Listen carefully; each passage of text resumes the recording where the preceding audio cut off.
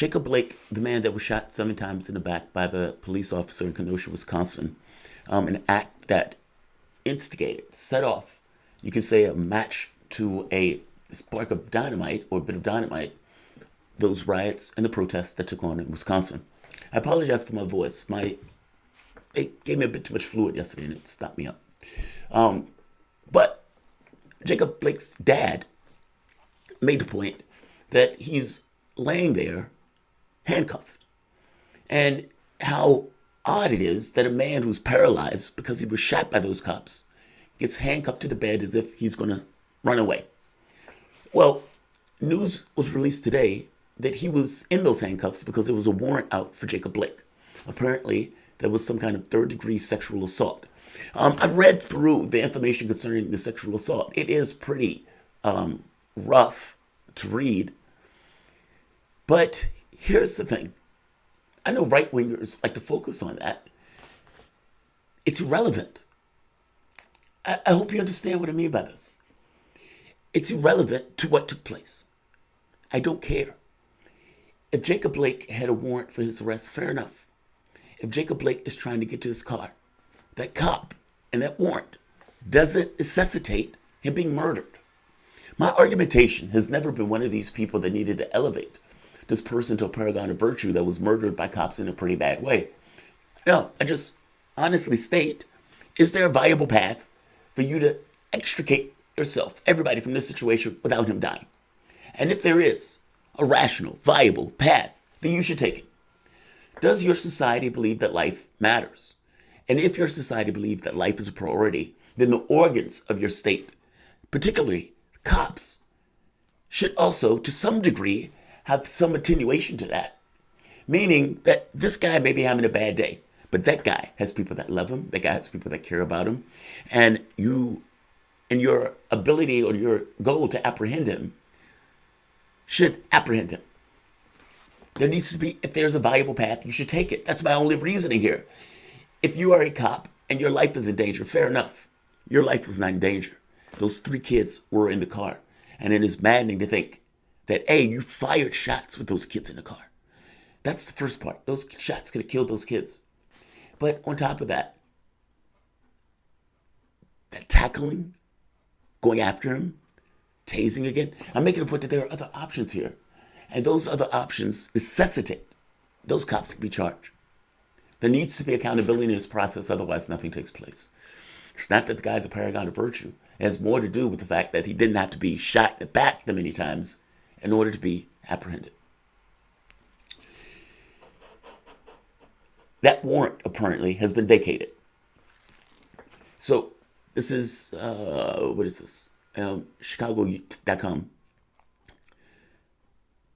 He's being guarded, but he's under arrest, and that was for an outstanding warrant for third-degree sexual assault, Kenosha Police Chief Daniels Minsky said on Friday. But Friday afternoon, Blake's lawyer told ABC News that the cuffs had been removed. The lawyer said that the felony warrant out on Blake before Sunday's shooting has been vacated. Fortunately, a man who was paralyzed and was fighting for his life after being shot 7 times in the back will no longer have to deal with the pain of having his ankles and wrists shackled and the traumatic stress of being under armed guard. I suppose they looked at the paralysis and the being shot in the back 7 times and the attention that has been applied to this, and the prosecutor probably just got rid of the charge at that point, vacated the charge. Something else, though, more important. Those riots that have been taking place in Kenosha, Wisconsin, are not about Blake entirely. In fact, I would argue to you, they're not about Blake at all. When Blake's mom came out and said, please don't do this in the honor of my son, she doesn't have to worry about that. It wasn't being done in the honor of her son. My typical argument on this stuff is that you have precursors. There are things that take place in your society that instigate people to feel that this is warranted behavior. Not just warranted, this is right. Right from the standpoint of the life that they live, right from the standpoint of the pressure that they've been exposed to in context to a society that has basically left them alienated. And yeah, when I make the argument that all crime is rational, to the person it is. What do I get versus what do I have? And if that value comes out as I don't have much, but I have the potential to get a lot, and my chances of getting caught, at that moment, it's become a rational act. I have argued that the issue boils down more to anything else is poverty. You deal with the poverty in your society, you deal with those areas that have been abandoned and left out, and this stuff will go down, if not away. Your need for cops will go down organically. Your need for this notion of having a thick-neck guy in your community where the people actually believe they need that person, despite the fact that the person kills people, will go down. Crime, poverty, medical issues, all of those things are infinitely tied to that one specific issue. It does not eliminate all of your issues. There still needs to be accountability in police, in the way that police engage. Cops kill 1,000 people a year. 1% get prosecuted. 30% of that 1% go to jail. So yes, there needs to be accountability in the system where the cop thinks twice about shooting somebody in the back 7 times, that he thinks twice about the humanity of that individual. Yes, that is also part and parcel to that. Deal with poverty. Get rid of those communities from being impoverished, and your world will look radically different. I want to show you the reason and the basis for that argument, especially in the context of Kenosha, that those riots didn't come out of thin air, that those riots, weren't just people ready to burn shit down. People under normal circumstances don't like to do that, which is the reason why they don't do that. Given a spark, given an incentive, and given a certain rationale that this is necessary, even if they don't entirely get it in the political sense that I may explain it. They get the deficit of justice. They get where they are living and compared to how other people are living, and they deem it not fair. Whether they understand those are issues of policy or not, it is an issue of policy. And as such, the cry of the masses scream out in terms of riot. I don't say this as a rah-rah. I say this because I think it's flat fact true. People like to point at the riot and never at the precursor. Meaning they take the shallow view that it's about Jacob Blake, and not the more expansive view that if you lived in a more just society, the killing of one person doesn't produce that effect. That effect is produced by other things. This is just a spark. Welcome to the Soapbox.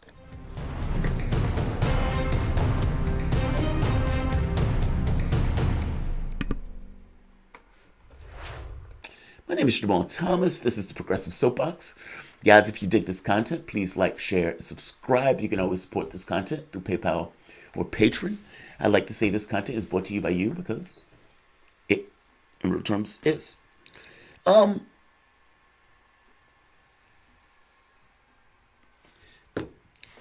Jacob Blake gets shot 7 times in the back. The public flips out. They've been seeing these killings or shootings over and over and over again, and they've seen no accountability in that process. As such, zero tolerance. You kick my dog, I kick your cat. When a certain part of the society feels alienated, feels left out, doesn't necessarily feel that it is weaved within the context of the social contract, where something can happen to them and the world looks on without necessarily a care, where their lives matter less than the other lives in that society. But at a certain point, that culture, that society, that group starts to rebel. And when they are killed, they demand and they feel that a reprisal is necessary, since there will be no accountability within the context of the criminal justice system to which it is supposed to take place. That's not a justification. That's a description of reality. Now, I want to make this point that much more clear, though. This is Kenosha, Wisconsin, poverty rates by race. Because if my argument is right, that there was a pressure cooker as a precursor, you should be able to see it in the data. Kenosha, Wisconsin poverty rates. Blacks, 39.4%. 39.4%. Whites, 13.1. 13.1. Asians are kicking ass. But that number is painful. The number is painful. This is Wisconsin, and this is unemployment. So let's go from poverty to unemployment. The unemployment rate for black workers in Wisconsin is 3.5 times as high as the rate for white workers. Black workers in Wisconsin face an unemployment rate of 9.6% in 2017 compared to 2.8% for white workers. That's a staggering difference. Staggering difference. Right here. The difference between unemployment rates for white and black workers in Wisconsin means that black job seekers had a significantly harder time finding a job in 2017 than white workers.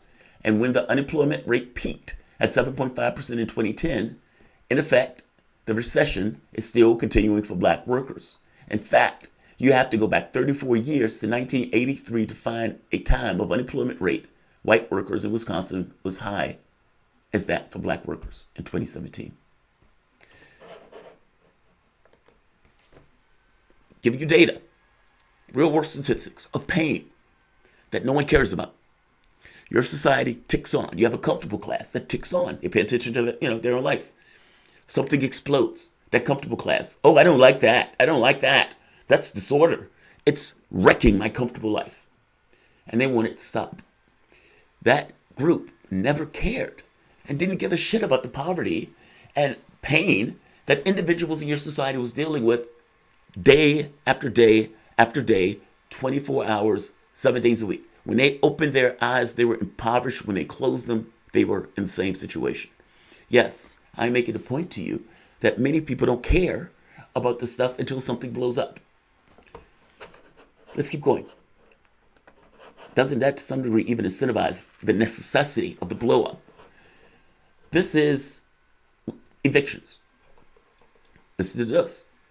The mother of two from Milwaukee said that before the pandemic, she was paying rent on time, but Walton was infected by the coronavirus in April, and it swept through the nursing home where she worked. She spent nearly 3.5 weeks struggling to breathe. Walton lost months of paychecks while recovering, joining a backlog of thousands waiting for the State Department of Workforce Department to process her unemployment claims. She fell behind her bills, including rent. She left Walton with a damaging eviction filed on her record, forcing her to scramble to stay at home as she recovers from the virus. There's nowhere to go, she said. Where can you go when you have nowhere to go? These are dramas that are playing out to the millions in your society. And who do you think the brunt of that is going to hit the most? You tell me. You tell me. Let's keep going. Roughly 30 to 40 million renters nationwide are at risk of losing their homes this year as state moratoriums on evictions expire. According to the August study and the Aspen Institute, eviction filings are already upending lives in Wisconsin, especially in Milwaukee. Wisconsin landlords have filed for 1,447 evictions in June, 17% higher than the pre-pandemic June average. The city's 1,347 eviction filings in July were 9% averages above the 2012-2016. More than 2/3 of those filings hit a black majority neighborhoods. Is that stress or not? Take everything else from the side for the moment. Pretend that the riots weren't happening. I'm giving you real world data in regards to Wisconsin and blacks in comparison to whites. Higher unemployment, higher issues of poverty, and beyond the higher issues of poverty, you have this situation now where the people who are being thrown out of their homes are predominantly black. Does that hurt? Is that pain? Is that trauma that is implemented by a society that allows policy that basically ignores that group? Let's keep going. There's more. There's more. Half of Wisconsin's black neighborhoods are jails. Let that sink in. Half of Wisconsin's black neighborhoods are jails. So, right here.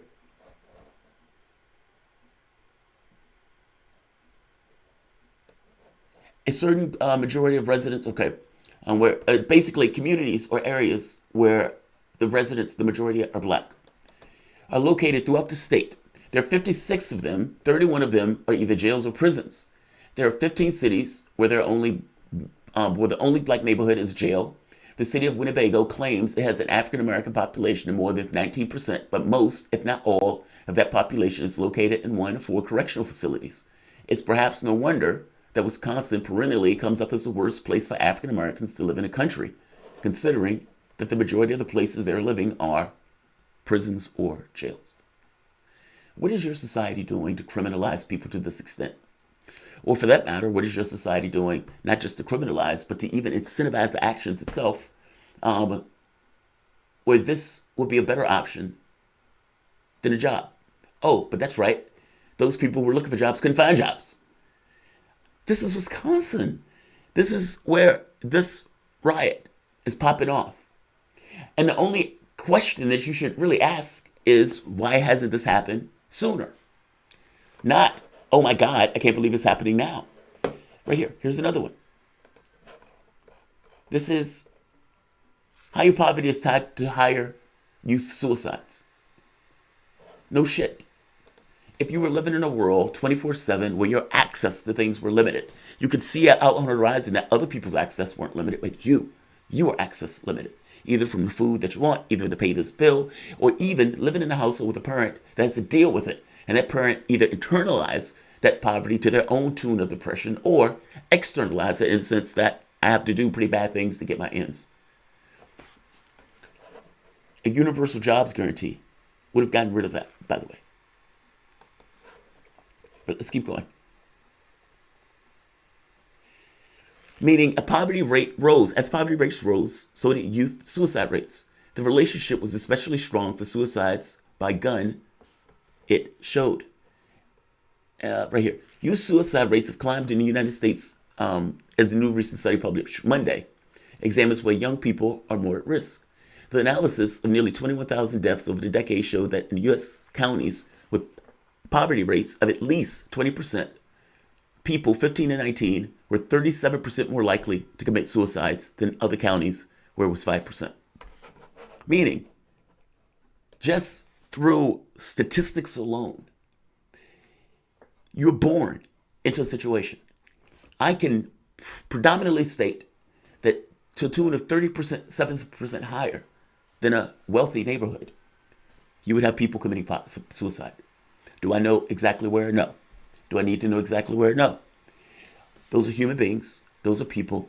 And the poverty itself created preconditions that allowed that person to say, I don't want to be here.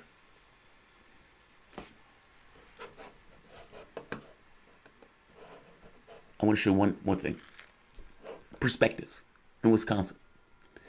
I've shown you all of these precursors that are taking place in your world, let alone in Wisconsin.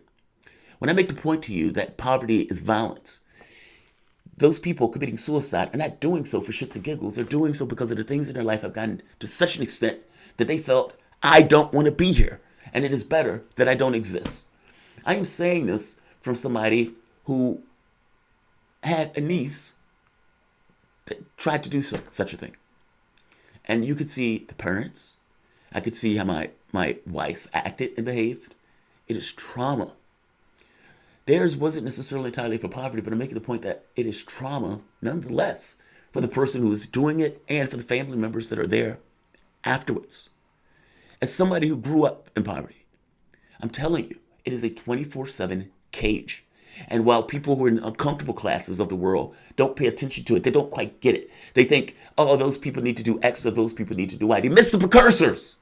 And they bitch about the after effect. I'm saying don't bitch about the after effect if you don't care about the predominant things that instigate your society to explode in the way that it does. Your question should only be, why hasn't happened? Why hasn't happened before?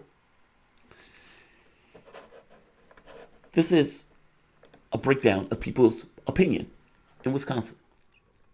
You're going to see the comfortable class versus the class that's not, and the disparity of these people living in different worlds. In June, the approval of the protest was widespread, with 61% approving, 36% disapproving. In August, 48% to 48%, meaning the population got worn down. Listen to who, though? Approval remained strong among blacks and Hispanics in the city of Milwaukee, but declined among white residents. Now, here's the other part.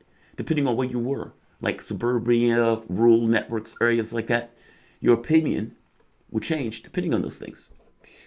Overall, more Wisconsin respondents have a favorable rather than unfavorable view of Black Lives Matter. June, 59% to 27% unfavorable. In August, 49% to 37%. It declined by 10 points. Black or Hispanics remained strong, 47% favorable, 40% unfavorable in August.